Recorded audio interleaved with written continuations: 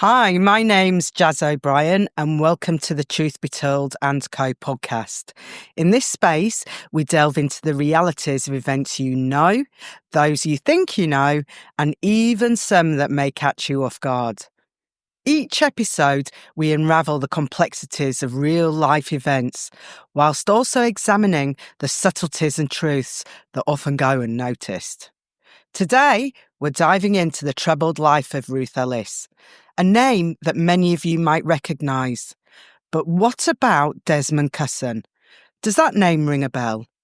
Stay with us as we unravel his narrative and discover the intriguing connections between his life and Ruth's ending. Imagine the scene then as we travel back 68 years to the summer of 1955. In the UK, the top song was Jimmy Young's Unchained Melody, while Bill Haley was dominating the US charts across the Atlantic with Rock Around the Clock. Indeed, 1955 was packed with unforgettable moments, leaving a lasting impact that still reverberates down the decades until today. To explore Ruth's story, though, we must hone in on a particular moment in time, and indeed, history. We'll stop the clock just past the midpoint of 1955, specifically at 4:47 a.m. on Wednesday, July the 13th. The sun is just beginning to rise over London, the capital of the UK.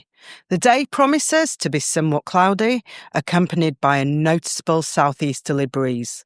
The temperature, far from hot, is expected to reach a rather average 60 degrees. By the time the sun dips below the horizon at 9:30 p.m. that evening, Ruth Ellis, a 7-stone, 28-year-old mother of 2 and convicted murderer, will have been dead for 12 hours. At 9:01 a.m. on that fateful morning, Ruth Ellis, the final woman to face execution in the UK, was hanged at Holloway Prison in North London by the infamous executioner Albert Pierpoint. Her crime? The fatal shooting of her on-again, off-again partner, 26-year-old David Moffat Drummond Blakely. Following Ruth's execution, Pierpoint would carry out one more hanging before retiring from his grim profession. He refuted the numerous media claims, suggesting that Ruth Ellis was a catalyst for his resignation. In reality, it was a rather mundane pay dispute with the government that fueled his discontent with the job. At the time, newspapers portrayed Ellis as the calmest woman who ever went to the gallows. Pierpoint later recounted that as Ruth stood before him, she managed to offer him a faint smile. This moment stayed with him throughout his life. He often reflected on it, noting that by then he had executed 430 individuals, including 15 women, and he considered Ruth Ellis among the bravest he had ever encountered. In a rare interview dated 1977, 22 years after the execution, Pierpoint discussed his career and specifically the execution of Ruth Ellis. The press said she wept and cried when she was going to the scaffold. And she said something to me just before she died. That was in the press. She never spoke to me. She came to you. She came to me as though she was just walking the ordinary way, walked right to me. Strap door where the person has to stand, like a T mark, and her feet stand in the T mark, you see. And she never spoke to me. I can see her now, just flicked her eyes and she just puckered her lips so she's trying to smile, you know. She's a brave woman. On the night before her execution, Tuesday, July the 12th, 1955, Ruth wrote the last letter she would ever write to her best friend, Jackie Dyer. Ruth and Jackie had worked together for the past few years at a bar called the Little Club in Knightsbridge, London, and Jackie stood by her friend to the very, very bitter end. As Ruth concluded her letter to Jackie, she wrote, "I must close now, but remember, I'm quite happy with the verdict, but not the way the story was told. There's so much that people don't know about." Since that fateful night, Ruth's narrative has been recounted countless times through films, plays, songs, and TV shows, making it nearly impossible to keep track. However, most retellings focus only on the days leading up to Ruth's crime, neglecting the broader context that led to the shooting of David Blakely and her eventual execution. As Ruth herself pointed out, there is so much that remains unknown. To fully grasp Ruth's narrative, we must take a step back to her formative years, her childhood, teenage experiences, interactions with men, the trial, the media uproar, and the prevailing public attitudes of that era. Additionally, we'll analyse her prison and medical records, the letters she wrote while on death row, and the ongoing appeals for her pardon. Well, as we indicated a moment ago, a crucial figure often overlooked by mainstream media is Mr. Desmond Cusson. His ties to Ruth, the events leading to David Blakely's death, and ultimately Ruth Ellis's demise have been largely ignored and minimised. For 7 decades, Desmond Cusson has been concealed in plain sight. You might ask why this matters today. The reality is that without recognising Cusson's involvement, the complete story of Ruth's life is left unfinished. Does this change Ruth's narrative? Well, that's for you to determine. Now let's dive right in. Elisabetta, known as Bertha for short, was a refugee who had fled her home country when Germany, during the First World War, invaded Belgium. Bertha married Mancunian musician Arthur Hornby. Together, and over 7 years, Arthur and Bertha Hornby had 6 children. Ruth Hornby was child number 5 and was born in Rhyl, Wales, on the 9th of October 1926. A few years later, in 1929, when Ruth was 3, the young family moved to Basingstoke in Hampshire. Arthur had been offered a job to play the accompanying music soundtracks to what were then silent films at the Grand Theatre, Basingstoke. As the years rolled by, Arthur gradually fell out of favour as a cinema musician due to advancements in technology and the growing trend of talkies. With no income and a large family to care for, Arthur and Bertha quickly faced financial hardship and ultimately had to relocate to rented housing.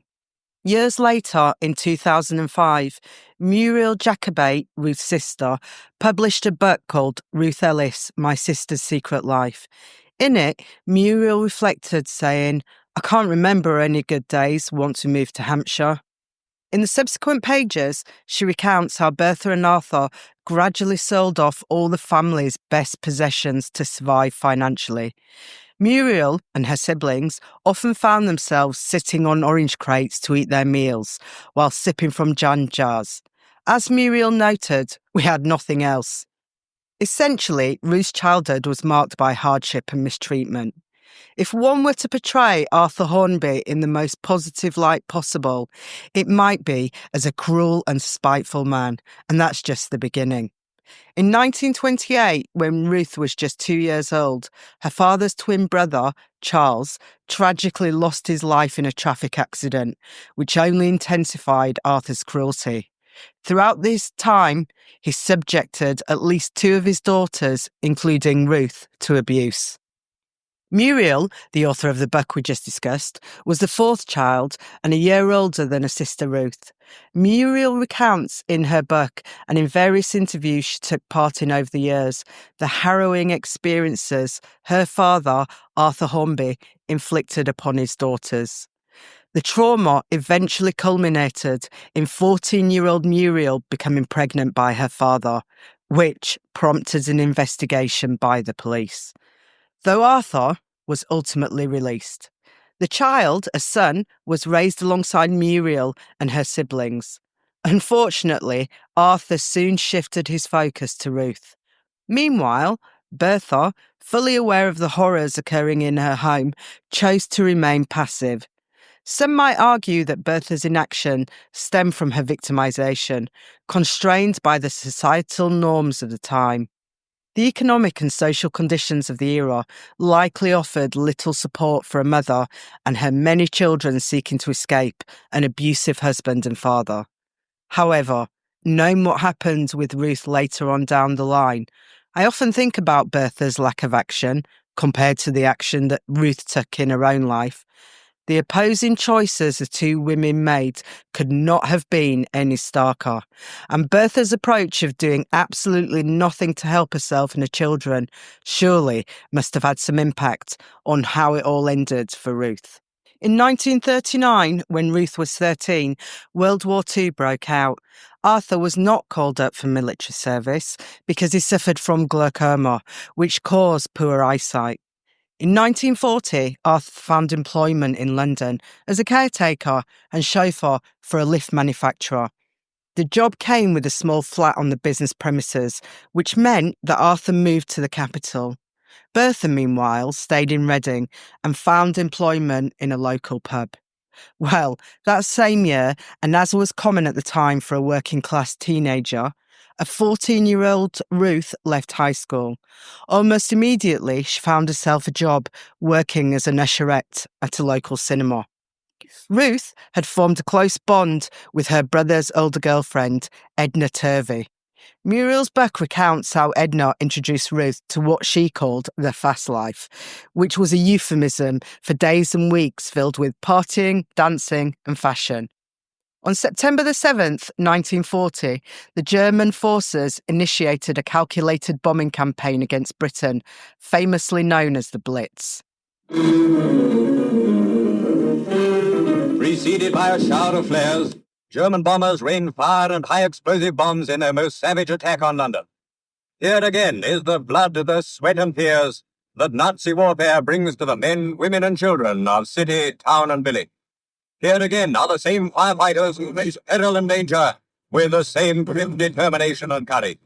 Amid the rain of bombs and falling masonry, they fight the hell of Hitler's making, while our cameramen record for all time their stupendous task. Arthur, who had relocated to London for his job as a factory caretaker, found himself on firewatch duty during the nights. His daughter Ruth, who often visited him, joined him, scanning the skies for enemy bombers. At 11:45 p.m. on September the 9th, 1940, a large piece of debris from a bombed building struck Arthur on the head. In a remarkable act of bravery, Ruth, despite the hardship she had endured at her father's hands over the years, managed to rescue him from the crater where he lay, pulling him away from the flames of the devastated structure. As the months passed, the family's situation deteriorated further. That same year, Arthur suffered a stroke due to his injuries and was hospitalised far from home. Meanwhile, one of Ruth's brothers was gravely injured on the battlefield and another was captured in German-occupied France. Additionally, Ruth herself spent 2 months in the hospital battling rheumatic fever, a rare but serious complication that can arise after infection, leading to painful joints and potential heart issues. By 1942, Ruth and Edna had relocated to London to live with Ruth's father. During this time, Arthur took full advantage of the situation, continuing his abusive behaviour towards Ruth, whilst simultaneously having an affair with Edna. This relationship came to an abrupt end when Bertha unexpectedly visited and discovered Edna and Arthur in what could only be described as a rather compromising scene. Shortly after, and unsurprisingly, Bertha and her other children also moved to London. As World War II raged on and most able-bodied men were away fighting, Ruth found it easy to secure employment in London.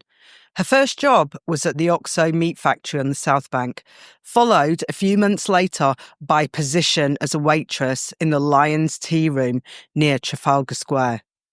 Ruth, owing to the fever she had suffered from, faced ongoing joint issues throughout her life, with the left hand's fingers becoming painful, swollen and deformed. To aid her recovery, doctors recommended that she engage in regular exercise and physical activity to strengthen her body. Passionate about dancing, Ruth chose this as her preferred method of rehabilitation. Now, you might think that finding a dance event during the Blitz would be quite challenging. However, Dr. Alison Abra, in her 2018 article titled "We Danced While They Bombed," reveals that the dance scene was thriving. The article notes that from the onset of the war, there was extensive media coverage of Britain's dancing boom. One dance magazine highlighted that London's renowned Hammersmith Palais was busier than ever, stating, "It takes more than a war to empty the Hammersmith Palais." As the Blitz unfolded, the British people's eagerness to dance became a symbol of their resilience and spirit. Numerous accounts emerged of dance events continuing even during air raids.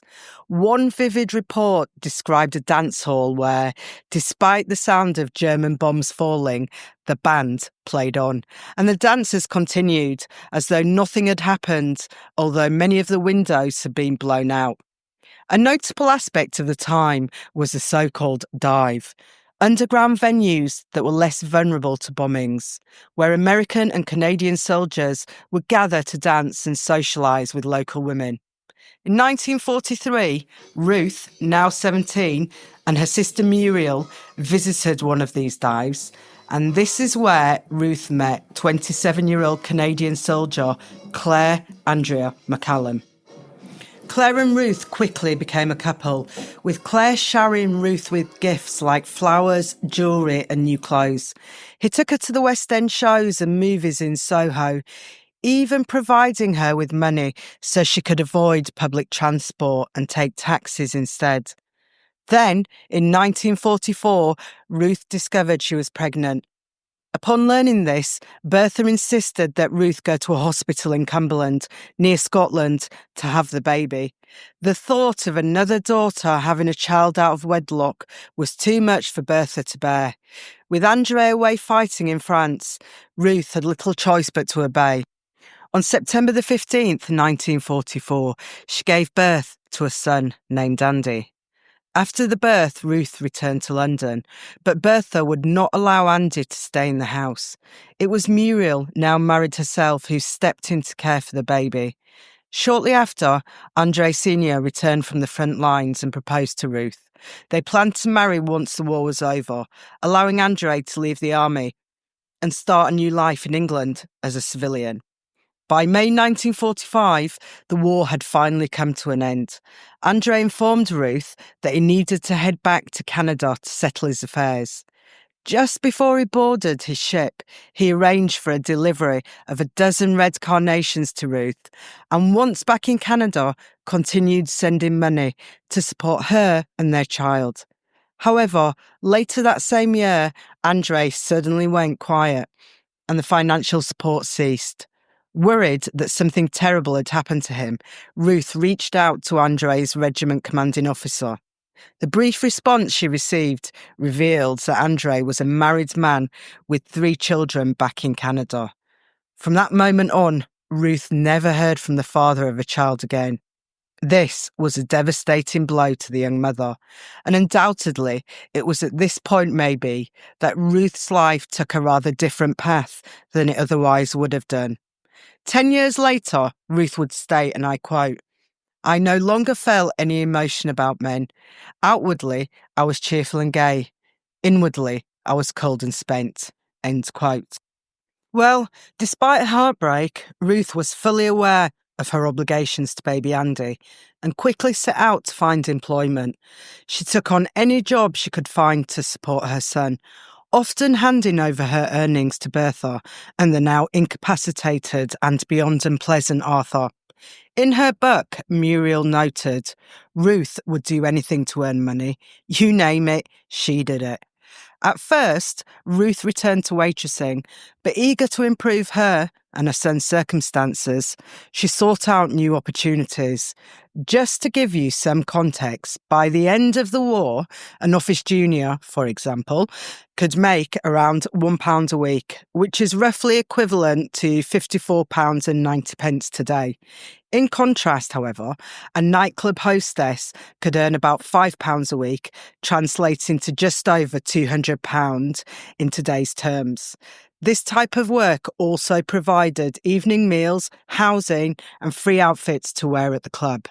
Ellis began employment at the Court Club in Mayfair, a venue owned by the notorious racketeer Maurice Connolly. Connolly had evolved from manipulating and ripping off slot machines and then engaging in property ventures to orchestrating prostitution through his nightclubs. Investigative journalist Duncan Webb labelled Connolly as Britain's biggest vice boss. Webb went on to write, and I quote, "At the core of corruption in London's West End stands Maurice Connolly. I identify him as the foremost vice lord in Britain and the primary source of the illicit funds that fuel the dark underbelly of London's nightlife." End quote. In an article about the relationship between Connolly and Ruth titled The Monster of Mayfair, author Thomas L. Jones stated, and I quote, "Ruth and Connolly formed an alliance that would last for 9 years.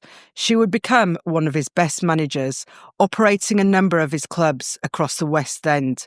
In return, he would use her for sexual favours and, in addition, abuse her when he was drunk." End quote. Meanwhile, the next significant character in Ruth's story was waiting in the wings. Enter George Johnson Ellis, a 40-year-old dentist who was primarily known for his explosive temper, which was exacerbated by his heavy drinking. His marriage to Vera Ellis had ended months earlier when she could no longer stand for his violent outbursts and alcoholic rages. Like any woman who was able to in this situation, she took their sons and left him well and truly behind. So, in search of companionship and a drink, George became a familiar face at the Court Club, and this is where he met 23-year-old Ruth. On the 8th of November 1950, after a brief but intense romance, they tied the knot at a registry office in Kent. With George having found a prestigious new job in Southampton, the couple decided to leave London for village life. However, unsurprisingly, it appears that Ruth quickly stood out in this very middle-class setting, with a neighbour later describing her as a glamour girl, thanks to her striking red nails and heavy makeup. By 1951, just a year into their marriage and pregnant with her second child, Ruth began to realise the true nature of her husband, an alcoholic and a wife-beater. Refusing to follow in her mother's footsteps of doing nothing, she packed her things and returned to London. Once back with her mother, Ruth set her sights high.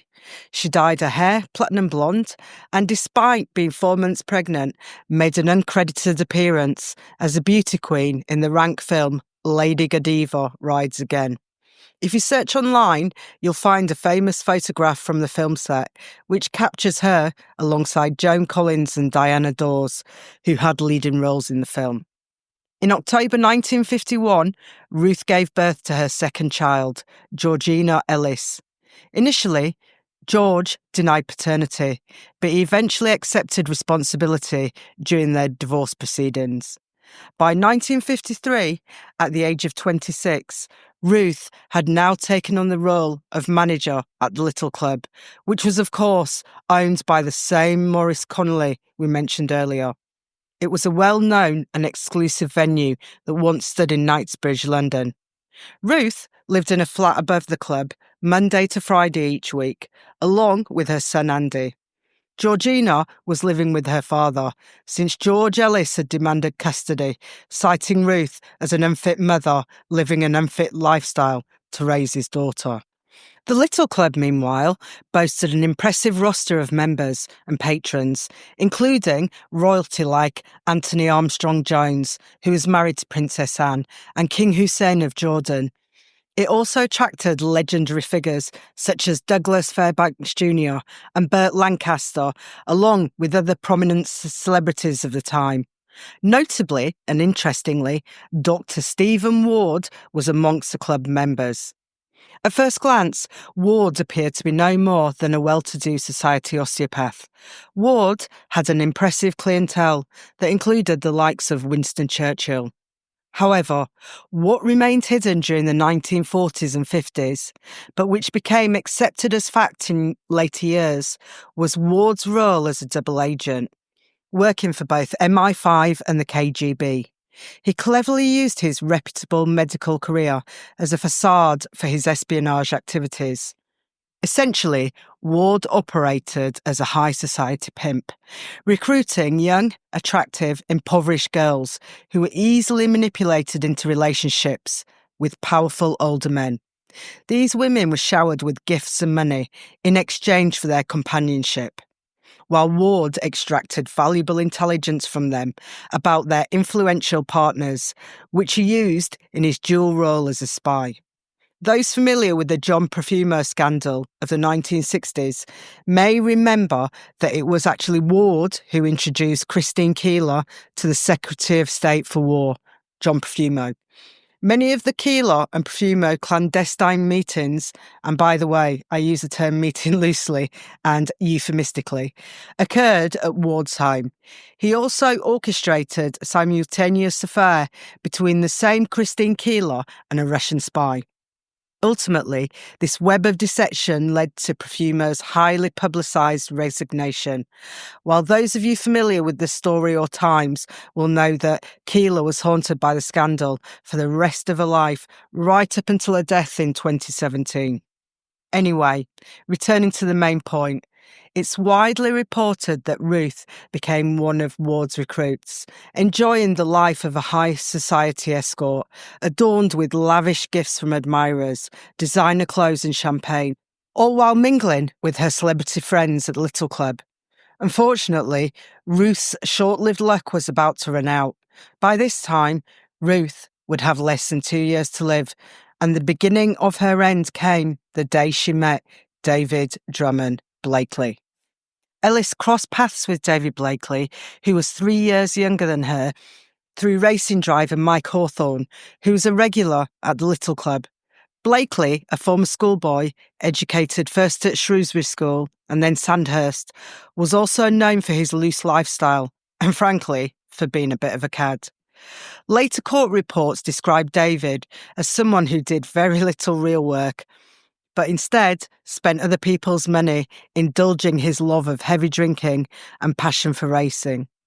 Just weeks after they met, he moved into Ruth's flat above the club, and despite being engaged to another woman, Mary Dawson, Ruth quickly found herself pregnant, but chose to have an abortion since she didn't believe he was serious about their relationship, as he was still engaged to Mary. In June 1954, David went to France to motor race his car.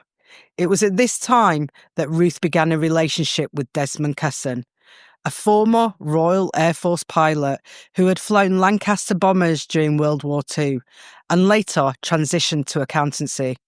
He became a director of his family business, Cusson & Co., a wholesale and retail tobacconists, with locations in London and South Wales.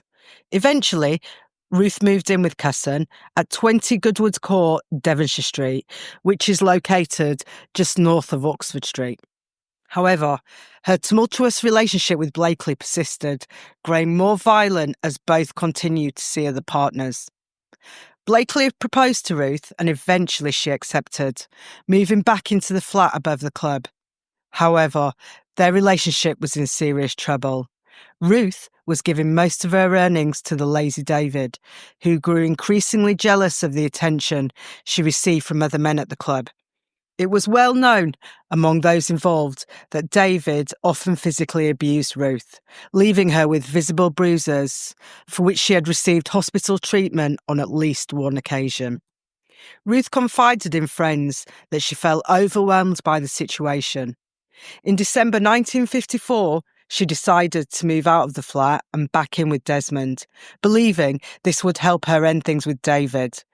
That Christmas, Ruth was given a tape recorder. In it, she tells Desmond of a love for David, as well as Blakely's propensity for violence. No, seriously, Desmond, all joking aside, I think I've been a fool. Have you living with that drip for 18 months? Now, can you imagine it? When you're looking at it, Oh, shut up. I have a black eye. David gave me a black eye. Sitting in a car park on New Year's night in Penn Buckinghamshire at the Crown Hotel. Who wants him anyway? Penniless bastard. There are cheap skates and cheap skates. And I think I have met cheapest of skates, ain't you? He really is the lowest of the low. He's just a little skunk. Seriously, he's rotten to the core. Anybody can have him in the front rank, and he wishes a drip.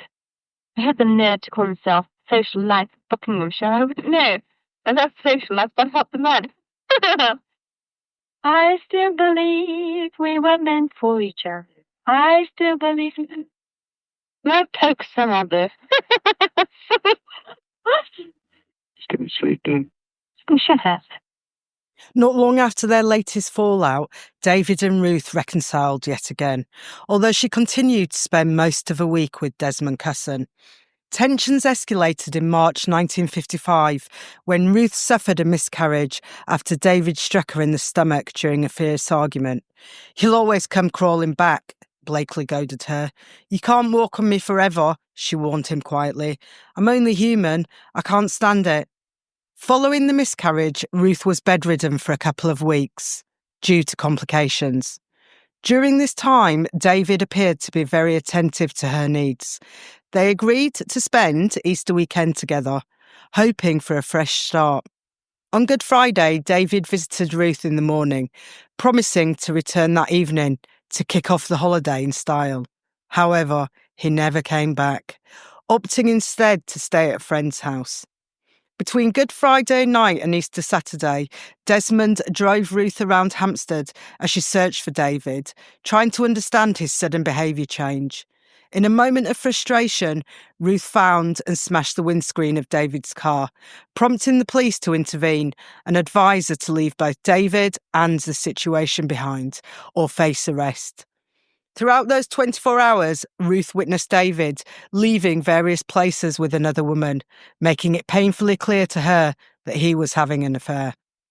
On Easter Sunday, which was April the 10th, 1955, Ruth was driven by Cusson from his residence to a second-floor flat at 29 Tanzer Road, Hampstead, where she believed Blakely might be located.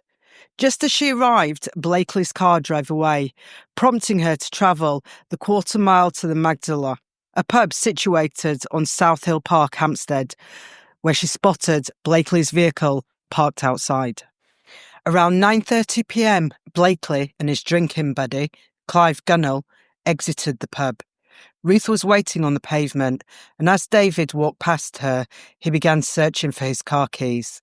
At that moment, Ruth retrieved a .38 caliber Smith & Wesson Victory model revolver from her handbag and fired 5 shots at him.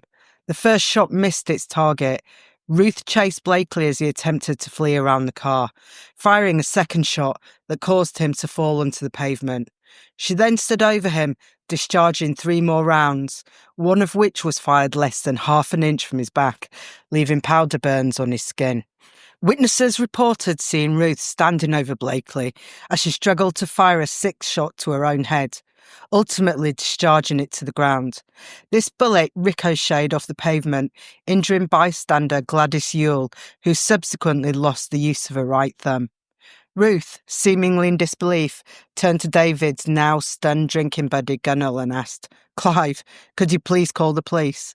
Almost immediately, an off-duty officer apprehended her, and she confessed, "I'm guilty. I'm a little confused." When asked why she had shot David, Ruth replied, "I don't know. Quite seriously, I was very upset." The body of Blakely was transported to the hospital, suffering from multiple lethal injuries, from which he died en route. Ruth walked into the Hampstead police station, appearing composed and serene, showing no outward signs of intoxication from alcohol or drugs. When asked about the origin of the gun, she explained that a US serviceman had given it to her 3 years earlier as repayment for a debt. It soon transpired, however, that none of Ruth's friends could remember her having the weapon, especially her closest friend, Jacqueline Dyer.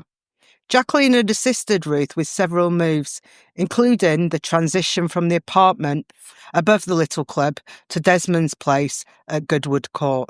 Surely she would have noticed something as unusual as a revolver while helping Ruth pack up her things, but she had noticed no such thing. Ruth made a detailed confession to police, in which she insisted that she travelled alone from home, i.e. made no mention of Desmond Cusson's assistance, and said that she had called a taxi to take her to the Magdala pub in Hampstead, where she ultimately shot Blakely. The sense of detachment shown after her arrest, and often commented on by writers over the decades since, was more likely to be post-traumatic stress than the equanimity, meaning calmness or composure, her doctor recorded. Ruth had been arrested, interviewed, and signed the confession, all without any legal representation whatsoever. Ruth was charged with murder at midnight on Monday, the 11th of April, which was, of course, Easter Monday. Her initial court appearance occurred at the local magistrates' court later that same day, where she was ordered to be held in custody at Holloway Prison in London to await trial. Interestingly, Ruth still had no legal representation, and there had been no effort by any of the authorities to provide her with legal advice. Upon her admission to Holloway, she was assigned the prison number 9656, and her weight was recorded at £100, roughly equivalent to 7 stone. Ruth had 91 days left to live. Ruth's sister Muriel later stated that same day, so April the 11th, Ruth's parents, Bertha and Arthur, Desmond Cusson and young Andy arrived on Muriel's doorstep unexpectedly. Bertha told Muriel that Ruth had shot and killed Blakely. She threatened Muriel not to talk to a soul, to look after Andy. Muriel was instructed not to allow the boy to talk to anyone. Andy didn't say much to Muriel that day, except that he'd seen Uncle Desmond cleaning and oiling 2 guns in his Goodwood Court flat the day before, and that Desmond had drove him and his mother, who was in a state, to a forest to teach his mummy how to shoot. Cusson had 1 gun and gave the other to Ruth. Andy told Muriel that he thought Ruth was funny because she couldn't even shoot a tree and her hands kept shaking.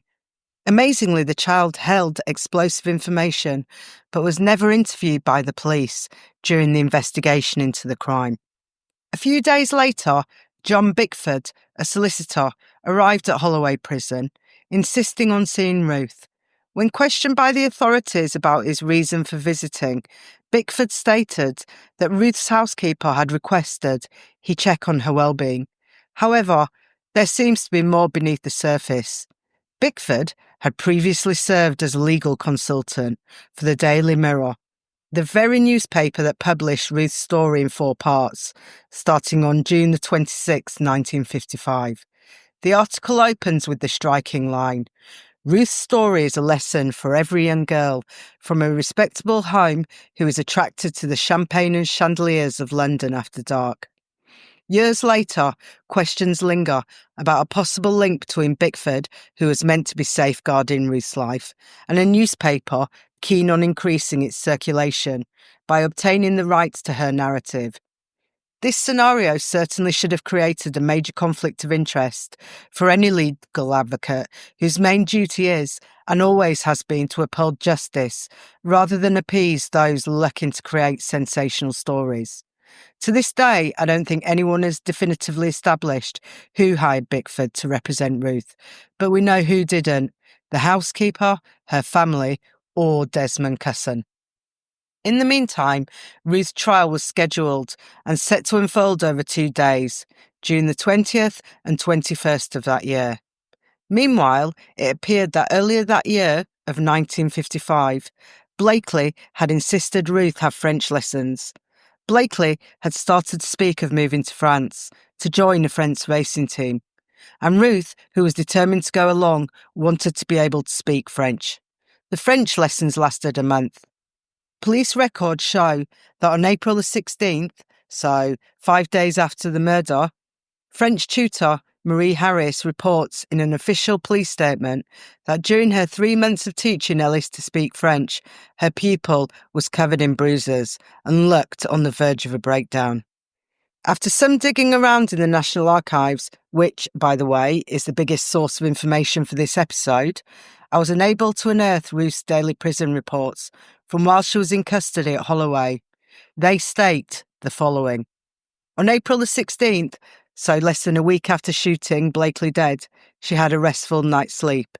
On April the 17th, the prison records indicate that Ruth engaged in reading throughout the evening, displaying no visible emotion and enjoying a restful night. April the 18th, Ruth apparently experienced a tranquil day, dedicating most of her time to reading without expressing any complaints. April the 19th, she remained calm and composed, exuding a pleasant demeanour while spending the majority of the day immersed in her books.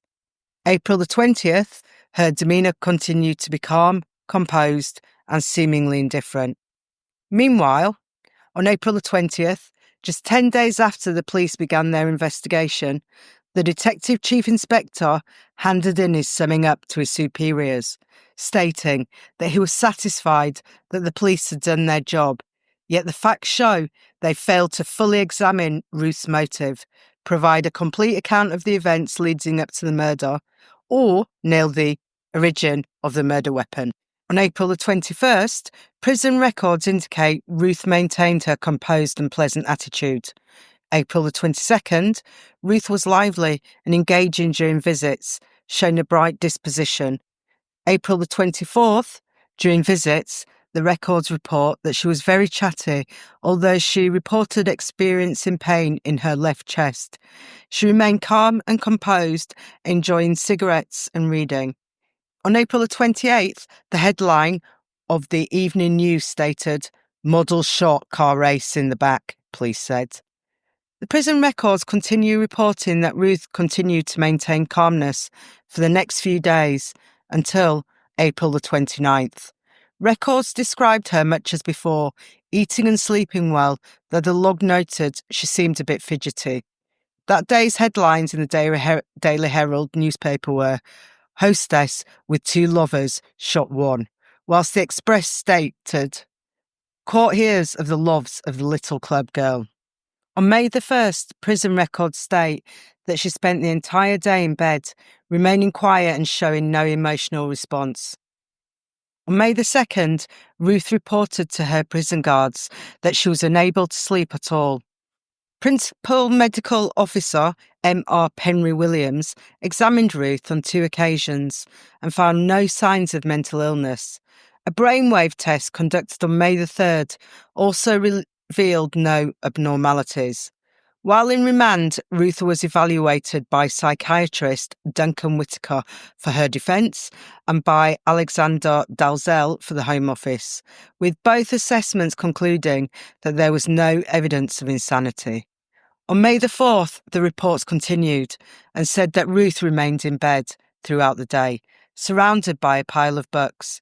It was noted that she barely slept and frequently shifted her position, yet she made no complaints. Over the following 10 days, Ruth was described as cheerful and friendly, continuing to refrain from any complaints, with her sleep gradually improving. Remarkably, she gained 2 pounds since her detention on April the 10th. By May the 14th, the log indicated that Ruth was still maintaining a brave demeanour. It recorded her as saying, "An eye for an eye, I'm prepared to give my life." In the following days, reports noted that Ruth was pleasant, sleeping, eating well, and dedicating most of her time to reading. On May the 23rd, Ruth was noted to be looking unwell, in poor spirits, remained unusually quiet throughout the day, and showed little interest in reading. She expressed that, unsurprisingly, she was struggling to focus. Fast forward a week later to May the 30th, and the log reveals that Ruth is now engaged in detailed discussions about the plans for her children. By June the 9th, reports show that she's becoming visibly distressed at the thought of missing out on her children's upbringing. On June the 16th, Ruth, ever the astute observer, seemed to be keenly aware of the excitement swirling around her situation, as she penned a letter to her friend, Alex. The contents of the letter were as follows. Dear Alex, I'm writing to you again because I hate the thought of you being without money. Perhaps you can get another £5 for this letter, like you got for the last one. Yes, Alex, I still have a sense of humour. Goodbye, Ruth Ellis. P.S. It's always nice to know, Alex, at a time like this, whose one's friends are. On June the 17th, in anticipation of her upcoming trial, which was to begin in the next few days, Ruth asked prison authorities for her hair to be freshly bleached blonde. I was able to locate the permission slip and disclaimer she signed for the beauty treatment, which reads, I, Ruth Ellis, hold no one responsible for the bleaching of my hair, which is done at my own request and risk. Signed, Ruth Ellis. The prison log states that Ruth was very anxious that she should look nice for her trial. And so, 71 days after shooting Blakely dead, and on June the 20th, 1955, Ruth appeared before Mr. Justice Havers in the number 1 court at the Old Bailey, wearing a black suit and a white silk blouse, her blonde hair newly dyed and styled. Her defence team, led by barristers Aubrey Melford Stevenson and supported by Sebag Shaw and Peter Rawlinson, expressed concern about her striking appearance, but she opted not to tone it down. There is a report that one juror muttered tart as she walked into the dock. Duncan Webb, the London journalist who we mentioned earlier in this episode, wrote, and I quote, Ellis has immersed herself in the depths of London's vice scene, and no bespoke black suit could mask the reality of the situation. To the readers of the popular daily newspapers, she was, as the saying goes, a quintessential London West End tart, end quote. Ruth's argument during the trial was the legal defence of provocation, i.e. that Blakely, over the period she had been involved with him, had pushed her to a breaking point, causing her to completely lose her self-control when she took his life. If this defence was successful, then Ruth would be found guilty of manslaughter, which would result in a prison sentence, rather than the death penalty. However, although the judge didn't dispute that Blakely had treated Ruth despicably, he determined that Blakely's behaviour was not enough to support the defence of provocation and a temporary loss of self-control. He famously stated that jealousy and provocation were not the same thing. Consequently, Havers ruled that the jury would not be permitted to consider this defence. So, in short, the jury never heard any of the evidence of the stormy relationship between the two, nor the fact that Blakely had punched Ruth in the stomach, causing the miscarriage shortly before she shot him. Nor would they hear about the abuse her father had meted out to her for most of her young life, nor the treatment at the hands of figures such as Maurice Connolly and some of her customers, in inverted commas, at Little Club. Far from refusing to allow the jury to see her as a victim, as is often claimed in more recent years, it seems that the justice and laws of the time absolutely denied her the ability to do this. Since she was not allowed to argue provocation, Ruth, therefore, effectively had no legal defence she could raise. She was charged with murder and had no answer. Ruth's defence team hardly aided her situation when they drew the jury's attention to her self-possession in the courtroom, explaining, "You will observe that she is now a calm and undisturbed person." The only explanation that they gave, which was grossly lacking any context at all, was when her counsel stated that, at the time of the murder, she was driven to a frenzy, which, for the time being, unseated her understanding that she committed the crime. Her defence, as far as I can tell, did not even mention the earlier doctor's report from the time of her arrest, which stated her calm demeanour was probably down to post-traumatic stress disorder. The law in 1955 was not as developed as it is today in recognising battered women syndrome or diminished responsibility, for example, or even really post-traumatic stress disorder. Therefore, the $1 million and only question posed to Ruth by prosecutor Christmas Humphreys was, what was your intention when you fired the revolver at close range into David Blakely's body? In the following excerpt, Christmas Humphreys, in a later interview, speaks about that moment. Let's play it. Perfectly cold and clear, and I wanted a cold and clear answer. I wanted the effect of a plea of guilty to the offence by an admission of the ingredients which made up the offence. And what was that question? The question, I repeat. When you fired that revolver at close range into the body of David Blakely, what did you intend to do? And her answer? Her answer was, it is obvious, I intended to kill him. So her response was, it's obvious, when I shot him, I intended to kill him. Mr. Justice Havers, the judge in the case, explained what happened next. From the time she came into the dock until the end of the trial, I must admit it rather surprised me. And I came to the conclusion that she was so certain that she could be convicted that she'd made up her mind she'd got to face it. How strongly did you get that impression? How quickly after you had seen her? Well, of course, I saw her as she came into the dock. Then I saw her. I didn't look at her, I must say, hardly at all during the case of the prosecution. Then she came in the witness box, and of course I have to look at a witness in the witness box. You know, one of the things we have to do is try and make out the witness is telling the truth. And you have to observe their demeanour, and that sort of thing. And of course I was bound to look at her then. Matter of fact, she was telling the truth, in most respects, I'm sure. Unfortunately, the truth for her was fatal. I wanted to. So Ruth's admission sealed her fate, which led to a guilty of murder verdict and the mandatory death sentence, with the jury reaching their decision in just 23 short minutes. 23 short minutes, and Ruth's life was over. Her execution was scheduled for 3 weeks later, the 13th of July, 1955, at 9 a.m. The day after the trial, so the 22nd of June 1955, the Daily Mail wrote, yesterday, the girl who sought the bright lights made her last appearance as a glamour girl. Her stage was the dock of the No. 1 court at the Old Bailey, and her act ended in a sentence of death. In her 1995 book, Ruth Ellis, My Mother, a daughter's memoir of the last woman to be hanged, Georgina Ellis, Ruth's daughter, wrote, Ruth Ellis, femme fatale, was ready for her first and only starring role, and she was not going to be seen as anything less glamorous than any of the other blonde bombshells of her day.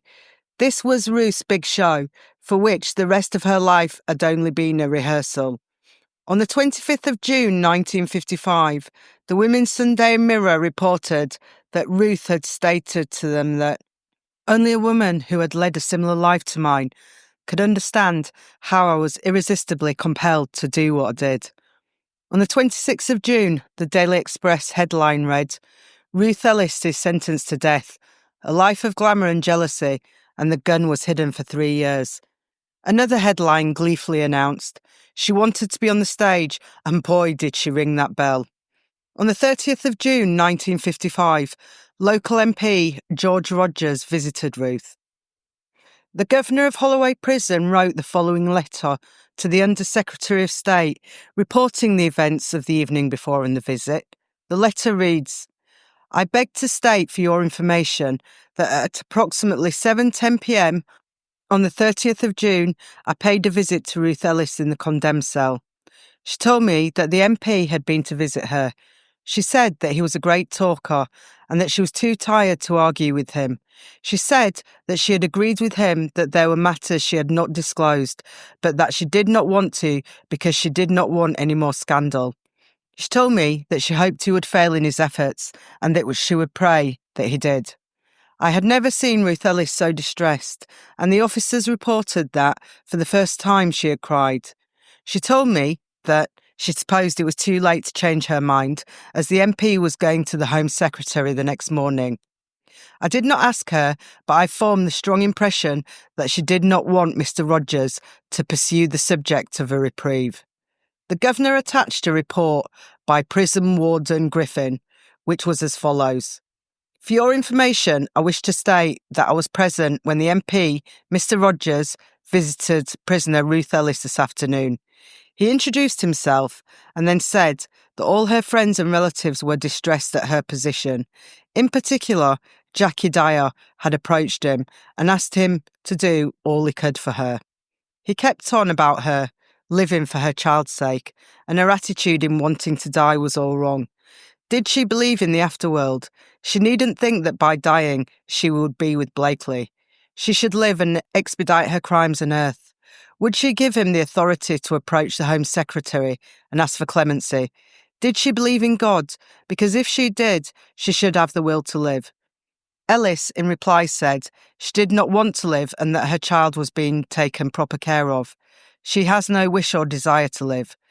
Mr. Rogers was so persistent that Ellis begrudgingly said, "What, if you do ask for clemency and it fails, I shall still be in the same place." Mr. Rogers replied, "I never fail." Mr. Rogers told her she hadn't told them where she got the gun. Ellis told him that Mr. Bickford had all the necessary information. Mr. Rogers then told her to pray and to think about it. Ellis said she would, but for him to fail. Ellis told him, if he wanted to, he could, but that she still didn't want to live. Signed, D. Griffin. Years later, George Rogers would reflect on his visit to Ruth, and he callously stated that, although she was much refined by the weeks of suffering, I thought that in normal conditions she was probably a hard, brassy blonde. The Daily Herald, on the 2nd of July 1955, offered its thought piece on the situation. It said, "We know millions of people will be horrified if Mrs. Ellis ends up on the gallows. We also know that public outcry, when it was whipped up, preserves the hangman's beastly trade in this country. It has defeated efforts to civilise our law. If the community takes the life of Mrs. Ellis, she will be one more sacrifice to barbarous superstition. We commiserate with the Home Secretary on the state of our law." While awaiting execution at Holloway Prison, Ruth repeated to her mother that she did not wish for a petition to save her from the death sentence and remained uninvolved in the campaign for her reprieve. However, at the insistence of her family, her solicitor, John Bickford, took action. He composed a 7-page letter addressed to the Home Secretary, William Lloyd George, outlining the reasons for a reprieve. However, Lloyd George rejected the appeal. The Permanent Secretary, Sir Frank Newsom, allegedly advised Lloyd George this was a deliberately planned and cold-bloodedly executed murder. Ruth, still not wanting to appeal her death sentence, nonetheless, but under pressure from her family, she sacked her solicitor Bickford and requested to meet Leon Simmons, the clerk or secretary for solicitor Victor Michon, who had previously successfully represented her during her divorce from George Ellis. Before their meeting, Simmons and Michon consulted with Bickford, who urged them to inquire about the source of the gun. On the 12th of July 1955, the day before her execution, Michon and Simmons met with Ruth, who had expressed a desire to draft her will, and she said this was her reason for wanting to see them. A letter from prison officer D. Griffin, dated the same day to the governor of Holloway Prison, stated that, and I quote, "Mr. Michon was very persistent in asking Ellis about the gun, stating that it was only fair the Home Secretary knew the true facts about the gun. He did not suppose it could help Ellis, but the true facts should be put on record. Ellis said that she did not want to say anything that would get anyone else in trouble. The solicitor assured her it would not, and if only she would tell him what he wanted to know, they would discuss it after to see if it would help her. And after repeated attempts by Mr. Michon, and with very, very great reluctance, Ellis said, 'All right, I'll tell you, but I can't in front of the prison officer.' After a little more persuasion, Ellis said that she hadn't had the gun for 3 years, but was given it by Desmond Cusson on the night she shot Blakely. He loaded it and oiled it before he gave it to her. She says she was muddled through all the drinks, she had had and can't remember the conversation that passed when Desmond Cusson gave her the gun. She knows she was drinking Pernod, a greenish liquid, from 8:30 p.m. until 3 a.m. most days, and she was dreadfully muddled most days. But she clearly remembers rushing out of the room when she was given the gun. She came back a few moments later and asked Cousin to drive her to Hampstead, which he did without asking any questions. She had never seen the gun before, only an air pistol in his flat. Blakely was more jealous of Cousin than Cousin of Blakely. She still says she doesn't want to live, and if she did, she would have pleaded insanity at the trial. She says she went to the flat to see Desmond, and he suggested that she have the gun. The rest of the visit was to add a codicil to the will, making her parents the executors and transferring the whole of her business to Mr. Simmons. The visit ended at 12:50 p.m. Signed, D. Griffin. After the 2-hour discussion, Michon and Simmons proceeded to the Home Office, where the permanent secretary, Sir Frank Newsom, was called back to London and instructed the head of the Criminal Investigation Department, in other words the CID, to investigate her claims. Police claims they hunted extensively for Desmond Cusson that afternoon, but failed to locate him. Muriel's lawyers later claimed that police only waited for an hour outside his London home before giving up. The Home Secretary, in making a decision on the matter, relied on a prison officer's account of her death cell confession to refuse a reprieve. In particular, the Home Secretary stated that the prison officer, Griffin, confirmed Michon's version, but added crucially, in the view of the Home Office, that Ellis had asked Cusson to give her the gun, which seems to indicate that this would make no difference to Ruth's case. The Home Office's conclusion that Ruth asked Cousin for the gun seems to be directly at odds with Officer Griffith's earlier letter, which we just read, and which stated that it was Desmond who suggested to Ruth she should have the gun. Lloyd George later stated that while the police conducted extensive inquiries, it did not alter his decision. In fact, it reinforced Ruth's guilt, indicating that the murder was premeditated, since she had possession of the gun well in advance of the crime. He also noted that the injury to a bystander was a crucial factor in his ruling. "We cannot have people shooting off firearms in the street," he famously stated. In a poignant final letter to Blakely's mother from her prison cell, Ruth wrote, "I've always loved your son, and I shall die still loving him. You should feel content that his death has been repaid." On Tuesday, the 12th of July, less than 24 hours before Ruth was to meet her end, and at 4:30 p.m, the Undersheriff attended Holloway Prison to check the apparatus, i.e. the gallows to be used for Ruth's hanging. Ruth stood at 5'4" and 103 pounds in weight, and the drop was verified to be 8 feet 4 inches. Less than 24 hours later, the same Undersheriff would verify that the post-execution drop of the gallows was 8 foot 6 inches, and that the execution had therefore met, almost ironically, all procedural health and safety requirements. 2 days before her execution, the final entry in Ruth's prison log merely reports only that Ruth's weight is 103 pounds. You know, I found myself pondering the intense focus on recording Ruth's weight throughout her time in custody. It suddenly dawned on me that this was likely to ensure precise adjustments could be made regarding the length of the rope or the drop for her execution, where meticulous measurements were essential. Years later, and in an interview with the Guardian newspaper, her sister Muriel, recalling the last visit she had been allowed with Ruth, said that she was very calm. "My mum said, 'Don't ask any questions and let Ruth do the talking.' I'd just had a new baby and she asked what he was like, and she said she liked the dress I had on. I believe she thought that at the last minute they'd say, 'You'll go to prison instead.'" A petition for clemency signed by 50,000 individuals was ultimately dismissed by the government of the day, and on the night before the execution and throughout the early hours of the 13th of July, anti-capital punishment protesters gathered outside the prison, men, women, children and pets.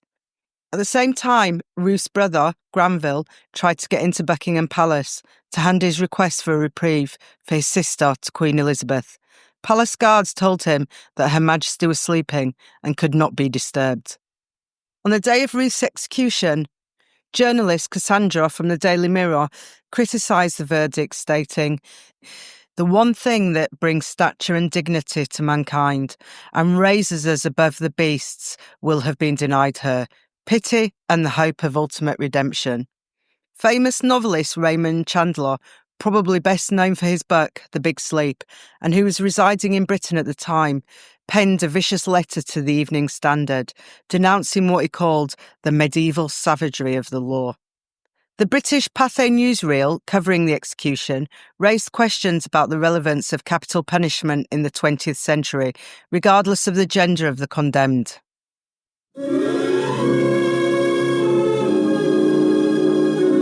On June the 21st, Ruth Ellis was found guilty of murder at the Old Bailey and sentenced to death in accordance with the law. On July the 13th, she was executed in accordance with the law. But Britain's conscience was uneasy. During those 3 weeks, while public controversy mounted, one man had a terrible decision to make, Home Secretary William Lloyd George. As he went about his public duties, he had to decide whether or not to write the grim words, "The law must take its course." But in the end, he had no choice. As the law stands, and as precedent dictates, Ruth Ellis had to die.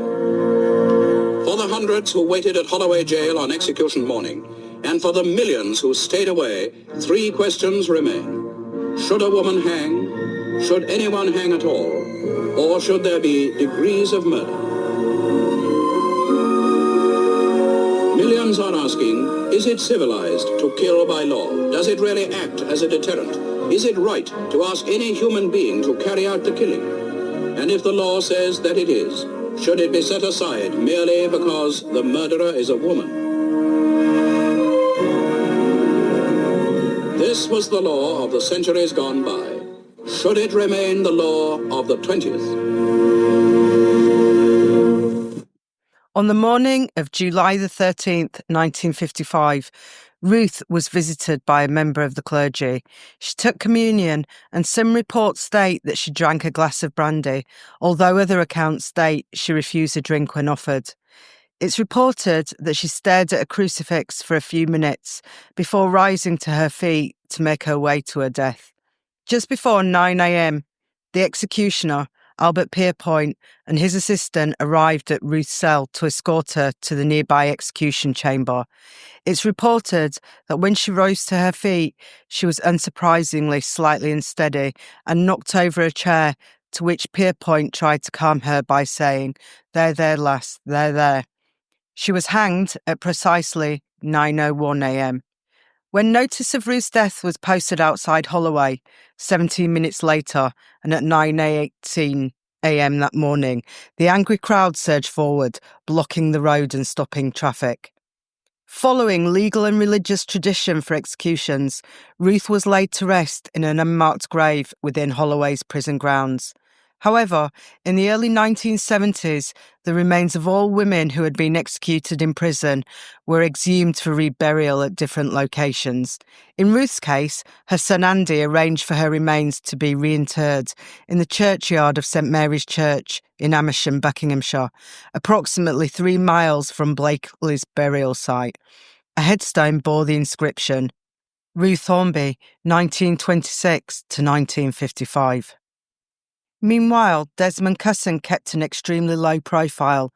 However, it seems there were at least some officials who did not sit comfortably with the fact that Ruth had been left to face the music alone.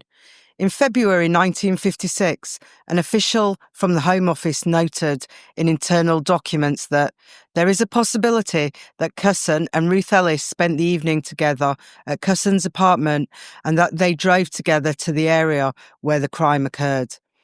The official papers released by the Public Records Office show that the Home Office sufficiently believed the claims that Ruth Ellis had been acting under the influence of Cusson, that they asked the Director of Public Prosecutions to examine whether he should be charged as an accessory before the murder, which would open him up to charges and potential prosecution.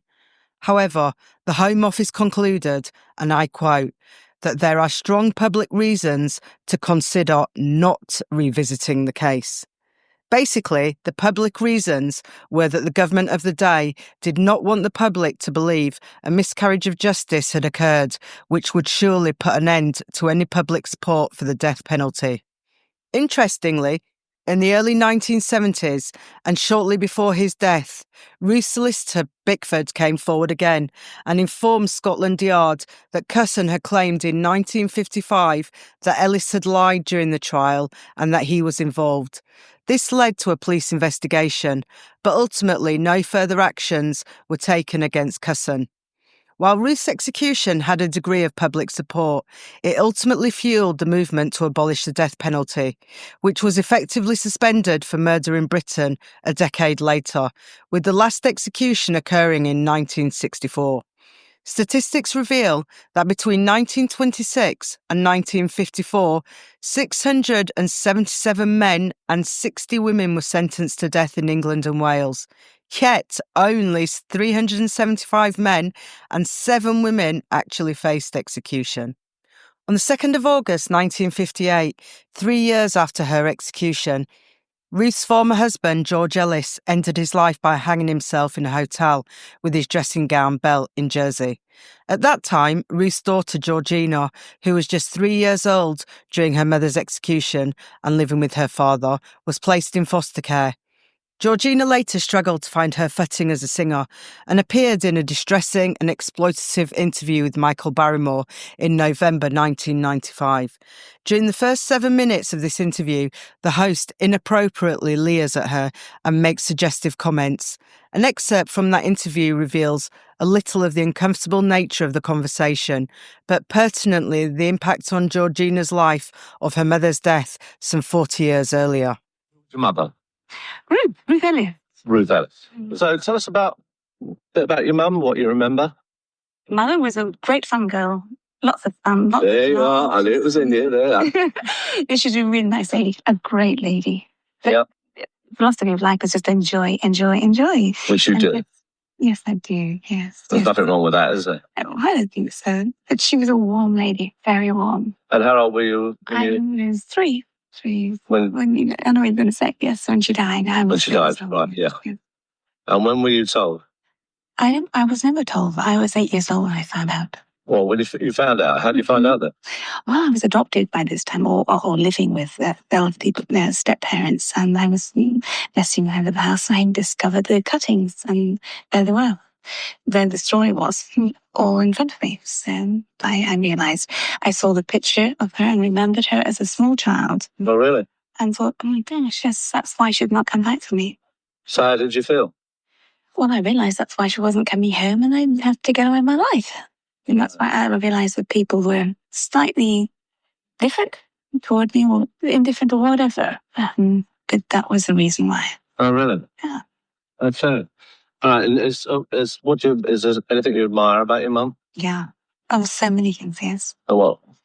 Very strong, tremendous strength. And her personality, her joy de vivre. And she was such a gutsy girl. But she was only a girl, don't forget. At 5'2", Yeah. 8 stone, 28 years of age. And she loved the guy. I mean, for heaven's sake, she loved him. I mean, she loved him. Okay. So that's why she did what she did. Georgina, a mother of 6 and grandmother of 3, sadly succumbed to cancer in 2001 at the age of 50. It's believed she was laid to rest in Cheshire, where she'd spent much of her life. In 1967, Arthur, Ruth's father, died of lung cancer. In 1969, Ruth's mother, Bertha, attempted to take her own life, but was discovered unconscious in her gas-filled apartment in Hemel Hempstead. She never fully recovered and lost her ability to speak coherently for the rest of her life. She died in 1979, aged 83. Ruth's son, Andy, was only 10 years old when his mother was executed. Tragically, he took his own life in a small apartment in 1982, shortly after vandalising his mother's grave. At the age of 37, Andy's body remained undiscovered for weeks, until his landlady noticed flies emerging from beneath his door. The trial judge, Sir Cecil Havers, had been providing annual financial support for Andy, whilst Christmas Humphreys, the prosecutor from Ruth's trial, took care of the expenses for Andy's funeral. Ultimately, Andy's ashes were laid to rest close to his mother's remains in Amersham. Just before his passing, Andy paid a visit to Christmas Humphreys, who had embraced Buddhism by that time. Unbeknownst to Humphreys, Andy discreetly recorded their conversation. After Andy's death, the tape was discovered in a cassette player, positioned beside his bed. Here is an excerpt of that recording, which clearly a distressed young man is still grappling to deal with the loss of his mother. Yes, what was that said? Oh, you just cold blood. I believe this to be untrue. Christmas Humphreys died of a heart attack at his London home in 1983 at the age of 82. John Bickford, Ruth's solicitor, died in 1977 of alcoholism. Mr. Justice Havers died in 1977 at the age of 88. His daughter, Elizabeth Butler Sloss, later became an eminent judge, becoming the first female Lord Justice of Appeal in 1988 and the first female president of the Family Division of the High Court in 1999. And the judge's grandson is Nigel Havers, the actor. Desmond Cusson has also passed away. After leaving his abode at Goodwood Court, he spent time in various hotels across London before heading to Australia in 1964, using the profits from selling his shares in the family's tobacco business. In Perth, he established a florist shop. In 1977, journalist Peter Williams from Thames Television reached out to him for a documentary regarding Ruth's case. During this conversation, Desmond refuted allegations that he had provided her with a Smith & Wesson and taken her to find David that evening, labelling Ruth as a terrible liar.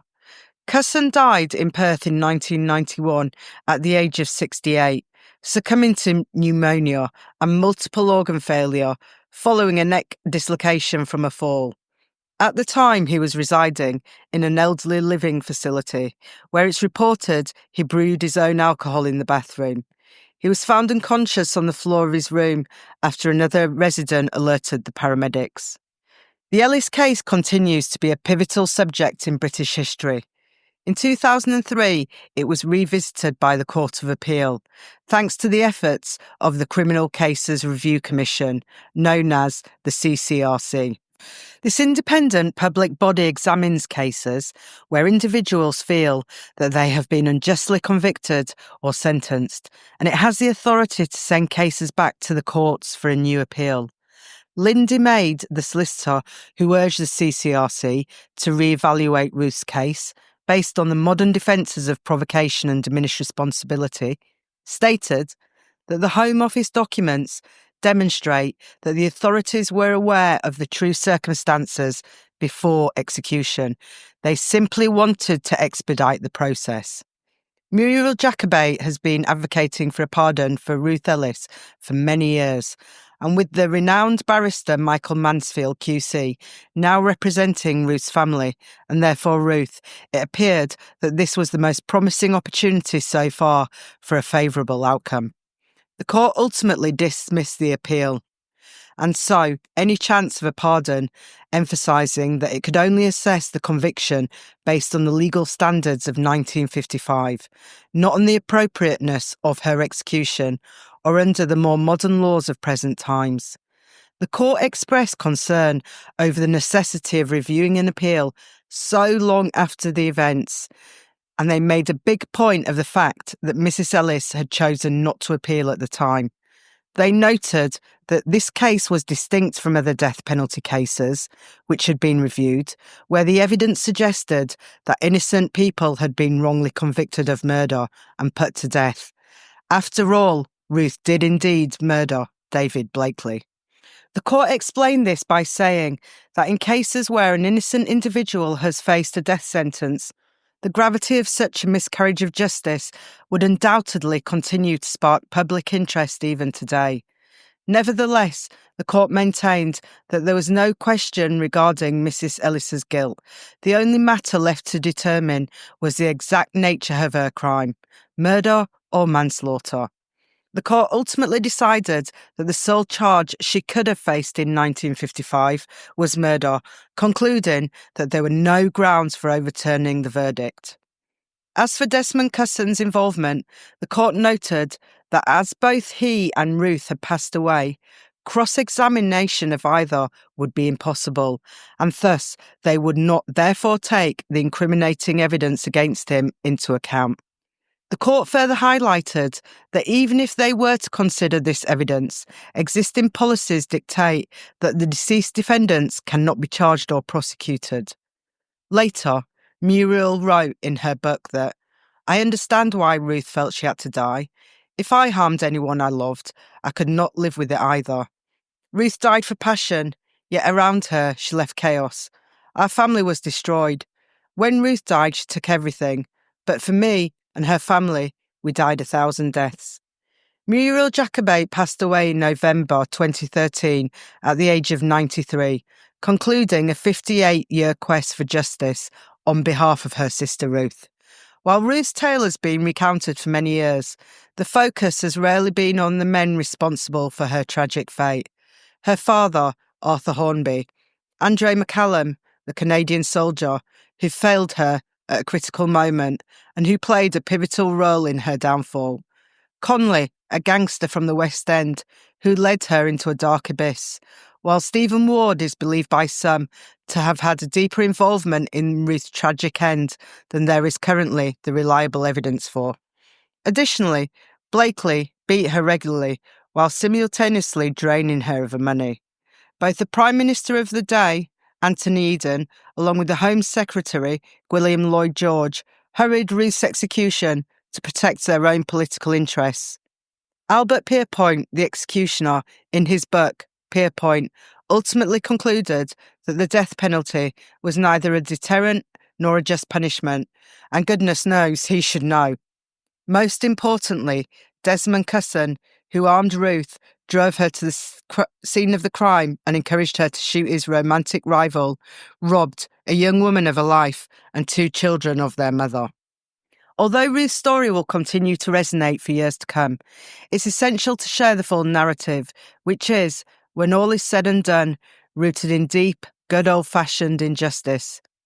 She faced the gallows alone, as the authorities of the time hesitated to delay her execution for a thorough investigation into Desmond Cusson, fearing a shift in public opinion against capital punishment. I align with the reasoning of the CCRC, which upheld the law of that era in convicting Ruth of murder. We cannot apply laws that came into being decades after a conviction to overturn a case, because this would basically mean overturning cases in their millions every time there is a law change. However, it raises 2 critical questions based on their reasoning not to investigate the involvement of Cussons due to the death of all key witnesses. Number 1, would the CCRC have decided that Cusson could have been prosecuted if still alive? And would Ruth have been pardoned on the basis that his involvement was not taken into account at the time? Leading on from this, the second question would be, how then can, as the CCR state, an innocent man receive a pardon when all witnesses from that time are also no longer alive to be cross-examined? The courts argue that such a pardon would serve the public interest. Perhaps it should stand to reason, therefore, that examining the evidence against Desmond Cusson would also be in the public interest, given the significant historical and legal implications of Ruth Ellis's case. Truth be told, the sentencing of criminals should never be swayed by public opinion, but by the level hand of justice alone, and that's our bottom line today. Consequently, in 1992, The Guardian newspaper headlined an article that labelled Ruth's hanging as a political act. Desmond Cusson got away with murder for all time. Does this change Ruth's narrative? Well, what's your truth? You decide. And that's a wrap for this episode. Thank you for tuning in to the Truth Be Told and Co podcast. We'd love to hear your thoughts, questions you may have, or any stories you want to share. So don't hesitate to reach out at hello@truthbetoldco.com or give us a WhatsApp message on 07424 809973. If you're calling from outside the UK, remember to remove the 0 at the beginning and add the country code +44. This is Jazz O'Brien signing off. Until next time.